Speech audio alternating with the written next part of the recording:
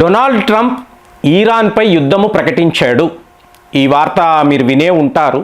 కానీ ఇందులో మీరు గమనించాల్సిన అతి ముఖ్యమైన అంశము, ఈ దాడులు పాకిస్తాన్ నుండి జరగబోతుంది. అంటే ఈ వీడియో నేను మాట్లాడుతున్న టైంలో అమెరికాకు సంబంధించిన స్పెషల్ ఫోర్సెస్ వాళ్ళ సైనికులు వీళ్ళు బలూచిస్తాన్ దాకా రావడం, అలాగే యుఎస్ఎస్ అబ్రహాం లింకన్, మీకు ఒక అతి పెద్ద ఎయిర్ క్రాఫ్ట్ క్యారియర్, అంటే ఒక పెద్ద యుద్ధ నౌక, అందులో మీరు వాళ్ళ అతి శక్తివంతమైన మీకు వాళ్ళ విమానాలు, యుద్ధ విమానాలు, వీటిని తీసుకొస్తున్నారు. అంటే ఒక మ్యాసివ్ స్కేల్లో ఈ దాడులు ఉంటాయని చెప్పి ఇవాళ యుద్ధ విశ్లేషకులు చెప్తున్నారు. సో ఇప్పుడు పాకిస్తాన్ వైపు నుంచి ఇరాన్ మీద దాడులు ఎప్పుడు అంటే కౌంట్ డౌన్ స్టార్ట్ అయ్యింది, ఎనీ టైం. ఇందులో చూడాల్సిన అతి ముఖ్యమైన అంశం ఏమిటి అంటే, మీకు ఒకవేళ పాకిస్తాన్ వైపు నుంచి ఈ దాడులు స్టార్ట్ అయ్యాయి అనుకోండి, అంటే ఒకవైపు బలూచిస్తాన్ మాట్లాడుతున్నాం, ఇంకొక వైపు చూశారనుకోండి ఇజార్బైజాన్. సో ఇజార్బైజాన్ వద్ద ఉండే ఇజ్రాయెల్ అసెట్స్, ఇజ్రాయెల్ సైనికులు, అంటే ఇజ్రాయెల్ డిఫెన్స్ ఫోర్సెస్, వాళ్ళు అమెరికా వాళ్ళు అటువైపు సిద్ధంగా చూడండి, అన్ని వైపులా నుంచి అష్టదిగ్బంధము అంటారు చూసారా, ఆ పరిస్థితిలో ఇప్పుడు ఇరాన్ని తీసుకువచ్చేసారు. మరి ఇరాన్ లోపల ఏం జరుగుతుంది అంటే 10,000 మంది మిస్సింగ్ అండి. ఇందులో దగ్గర 5,000 మంది మరణించినట్టుగా. అంటే ఇరాన్ యొక్క సుప్రీం లీడర్కు వ్యతిరేకంగా ఎవరెవరు నిరసనలు తెలుపుతున్నారో, పోరాటాలు చేస్తున్నారో వాళ్ళపై శిక్ష. అలాగే కొంతమంది ఏమైపోయారు, వెళ్ళిన వాళ్ళు తిరిగి రాలేదు. సో ఒక హై టెన్షన్ పరిస్థితి అనేది ఇరాన్లో కనిపిస్తుంది. అంటే మొన్నటికి మొన్న బెంజమిన్ నెతన్యాహు అమెరికా ఎందుకు వెళ్ళారు, మీకు మోసాద్ వాళ్ళ ఇన్ఫర్మేషన్ ఉంటుంది కదా, చాలా స్ట్రాంగ్గా ఉంటుంది.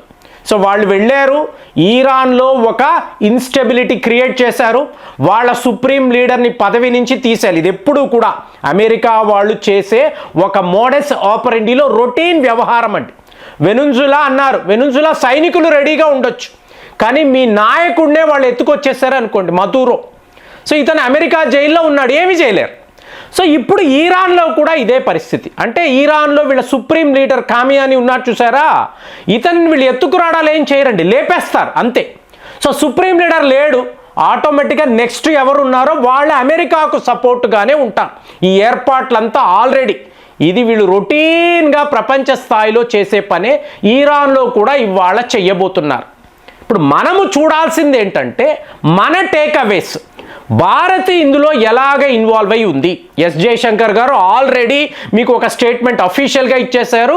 ఇరాన్లో ఉండే భారతీయులు ఏదో ఒక పద్ధతిలో ముందు మీరు భారత్ వచ్చేయండి, అది మీరు విమానాలు అంటారా, నౌకలు, ఏదో ఒక పద్ధతిలో మీరు భారత్ వచ్చేయండి, అక్కడ ఒక సేఫ్ సిచ్యువేషన్ లేదు.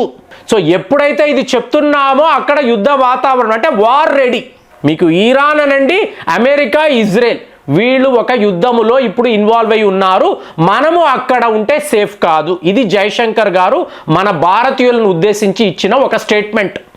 సరేనండి, మన వాళ్ళందరూ వచ్చేస్తారు, ఓకే ఫైన్. లేదా మనము ఒక ఆపరేషన్ మొదలు పెడతాం, మొదలుపెట్టి ఏదో ఒక రకంగా యుద్ధం స్టార్ట్ అయ్యే లోపల మన వాళ్ళు తెచ్చుకుంటాం. దీనివల్ల మీ సమస్య తీరిపోతుందా? ఆర్ఐసి ఏమవుతుంది? రష్యా, ఇండియా, చైనా, ఇది ఒక గ్రూప్ కదా. మరి వీళ్ళు ఇరాన్ యొక్క మిత్ర దేశాలు. ఇప్పుడు మనము ఇజ్రాయెల్తో ఎంత క్లోజ్గా ఉంటామో ఇరాన్తో కూడా అంతే క్లోజ్గా ఉంటాం. ఎందుకు? మన పోర్ట్, చాబహార్ పోర్ట్ అక్కడ ఉంది. మరి ఇప్పుడు ఇజ్రాయెల్, అమెరికా, అంటే నాకు తెలిసి డొనాల్డ్ ట్రంప్ యొక్క ప్లానే ఇదేనండి. ఇరాన్పై ఒక్కసారి దాడులు చేస్తే టోటల్గా ఈ వ్యాపారాన్ని ఆపేయగలరు. రష్యా నుంచి భారత్కు వస్తున్న ఆయిల్స్ ఆగిపోతాయి, అలాగే మీకు రష్యా నుంచి చైనాకు వస్తున్న ఒక మార్గం అది ఆగిపోతుంది. మీకు ఈ 3 దేశాలు కూడా అష్ట కష్టాలు పడతారు. ఒక ఇరాన్ని టార్గెట్ చేస్తే రష్యా, భారత్, చైనా ఇబ్బందులు పడతారు. సో ఇప్పుడు దీని నుంచి ఎలా బయటపడడం? ఇప్పుడు మనమైతే డైరెక్ట్గా యుద్ధంలోకి వెళ్ళము కదా, మనకు అవసరము లేదు. కానీ రష్యానో చైనానో అలా ఆలోచించలేరు. ఇరాన్ అనబడే ఆ దేశము వీళ్ళకి చాలా చాలా ముఖ్యం. కాబట్టి చైనా వాడు ఏం చేశాడు, తన యుద్ధ విమానాలను అక్కడికి పంపించాడు. మరి చైనా వాడి యుద్ధ విమానాలను పెట్టుకొని ఇరాన్ వాళ్ళు అమెరికాని ఎదిరించగలరా? ఇంపాసిబుల్. మరి రష్యా రంగంలోకి దిగాలి. రష్యా వాళ్ళు వెనుజులాలోనే కొన్ని పర్టికులర్ ప్లేసెస్లో ఎక్కడైతే రష్యా ట్యాంకర్స్ ఇబ్బందులు పడ్డాయో అక్కడ మాత్రమే వాళ్ళు అమెరికాను ఎదిరించారు. అంతేగాని వెనెజులాలోకి వెళ్ళి ఇప్పుడు 1971లో బే ఆఫ్ బెంగాల్ దాకా రష్యా యొక్క యుద్ధ నౌకలు వచ్చేసాయి కదా, అలా లేదు అక్కడ. ఎందుకంటే మీకు డైరెక్ట్గా అమెరికాతో కాన్ఫ్లిక్ట్ అన్నప్పుడు పెద్ద లెవెల్లో ఉంటుంది. మీకు ఇది ఒక 3వ ప్రపంచ యుద్ధం అని చెప్పొచ్చు.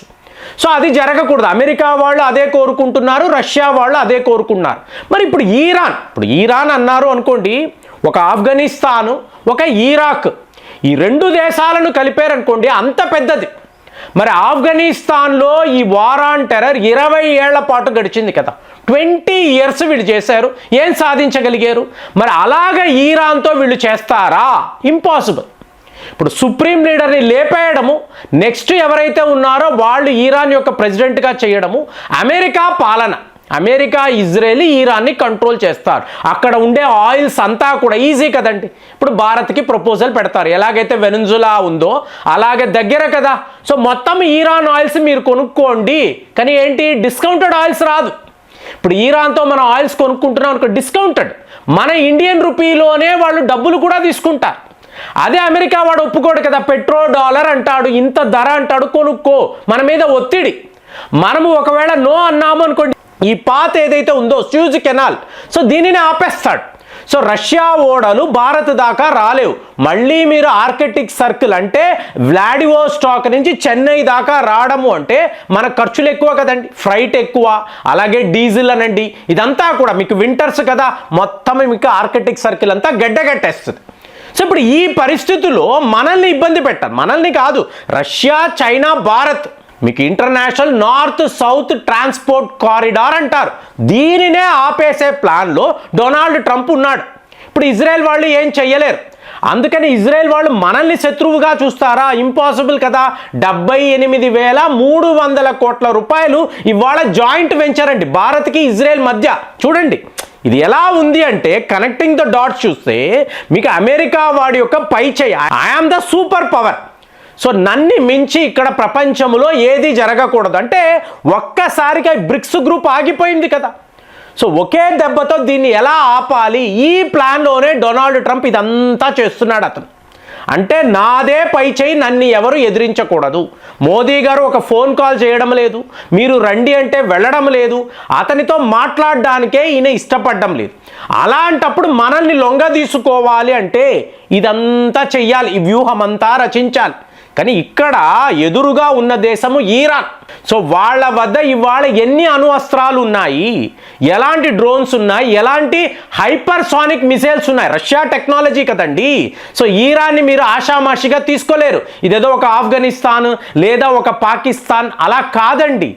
ఇప్పుడు వాళ్ళు తిరగబడ్డారు అంటే సుప్రీం లీడర్ పోయాడు, కానీ నెక్స్ట్ వచ్చిన వాడు, ఇప్పుడు అందరూ ఏం చెప్తున్నారు, అమెరికా వాళ్ళు వెళతారు, వెళ్ళి ఏం చెప్తారు, మీ పిల్లలకు అమెరికా యూనివర్సిటీలో ఫ్రీగా చదివిస్తాము, మీకు అమెరికాలో అద్భుతమైన ఉద్యోగ అవకాశాలు ఇస్తాము, హాయిగా కంఫర్టబుల్గా ఉండండి. ఇలాంటి చెత్త ఎందుకు? ఇదే ఎప్పుడు ఇలాగే ఉంటుంది. సో ఈ బార్గెనింగ్లో ఈరాన్ యొక్క అతి ముఖ్యమైన అధికారులందరూ అమెరికా వైపు వెళ్ళిపోయారు అనుకోండి, ఈరాన్ లొంగిపోతుంది కదా. సో లొంగిపోయినప్పుడు మన చాబహార్ పోర్టు ఏమవుతుంది? ఇది కదా మనం చూడాలి. మన చాబహార్ పోర్టుని మనం ఎలా కాపాడుకోవాలి? ఓకే, మనం చెప్తాం, ఇజ్రాయెల్కి చెప్తా, ఎట్టి పరిస్థితుల్లో మీరు చాబహార్ పోర్టు జోలికి రాకూడదు, ఓకే బాస్ అని చెప్పి మీకు బెంజమిన్ నెతన్యాహు, మీకు నరేంద్ర మోదీ గారికి చెప్తారు. కానీ డొనాల్డ్ ట్రంప్ కోపం ఉంది కదా, మన మీద విపరీతమైన కోపం. ఇది అతను పర్సనల్గా తీసుకున్నాడు. నేను చెప్తే మోదీ గారు ఎందుకు వినరు? వినాలి కదా. సో ఈ ఆలోచనలో మనల్ని ఇబ్బంది పెట్టాలని వాడు ఆలోచిస్తాడు. మరి ఇంత క్లిష్టమైన పరిస్థితుల్లో అమెరికా వాళ్ళు ఈరాన్ మీద యుద్ధము ప్రకటించారు. మరి ఈరాన్ వాళ్ళు అమెరికా మీద దాడులు చేస్తే ఈ పరిస్థితి ఎలా మారిపోతుంది? ఇందులో భారత్ యొక్క రోల్ ఏమిటి? సో మనల్ని ఎలా సేఫ్ గార్డ్ చేసుకోవాలి? ఎంత చిక్కుగా ఉన్న ఒక వ్యవహారం చూడండి. సో దీనిని మనం ఎలా హ్యాండిల్ చేస్తాం? మీకేమనిపిస్తుంది? కామెంట్స్లో రాయండి. మళ్ళీ వచ్చే వీడియోలో కలుద్దాం. జై హింద్.